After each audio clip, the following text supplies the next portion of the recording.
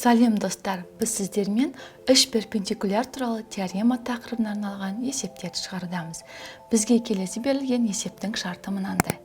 АК кесіндісі АВСД квадрат жазықтығына перпендикуляр. Және АВның ұзындығы 3 см, АКның ұзындығы 4 см. Бізге табу керек К нүктесінен ВД түзуіне дейінгі ара қашықтықты. Яғни табуымыз керек К нүктесінен ВД түзуіне дейінгі ара қашықтықты. Ол үшін бізде АВСД берілген квадраттағы Д мен В төбелерін қосамыз. Сонда ВД бізде диагональ болып табылады. Еске түсіретін болсақ, АВСД бізде квадрат. Квадраттың қасиеті бойынша олардың АВСД барлық бұрыштары тік және барлық қабырғалардың ұзындықтары тең. Олай болса, АС диагоналі мен ВД диагональдардың ұзындықтары тең және перпендикуляр. Олай болса, АС-ны қосамыз. Бұл суретте АС диагоналі мен ВД диагональдары тең және перпендикуляр. Бұлар бір О нүктесінде қиылыссын.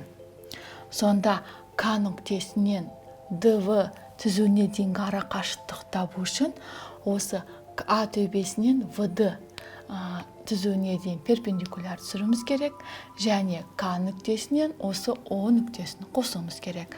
Сонда бұл ара қашықтық КО-ның ұзындығына тең. Енді есептің шарты бойынша бізде АС тең болады ВД-ға. Олар О нүктесінде қиылысатын көруге болады.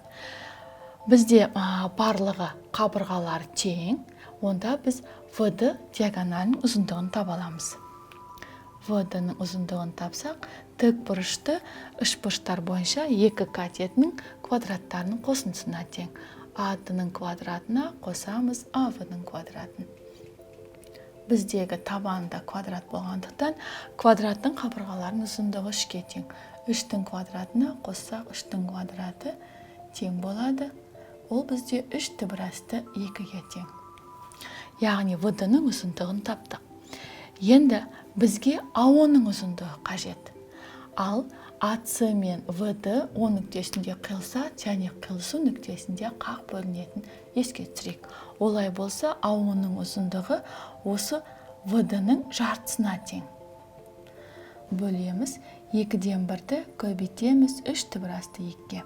Бұл дегеніміз 3 түбірасты 2-ның 2-ге қатынасы деген сөз.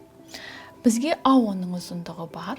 Бұл жерде еске түсірсек, АО ВД-ға перпендикуляр. АО перпендикуляр ВД-ға. Және АК табандағы АВСД квадрат жазықтығына перпендикуляр болса, онда АК да АО-ға да перпендикуляр болады. Яғни белгілейміз. АК перпендикуляр АО-ға да. Яғни АВСД квадрат жазықтығының кез келген кесіндісіне АК перпендикуляр болады деген сөз.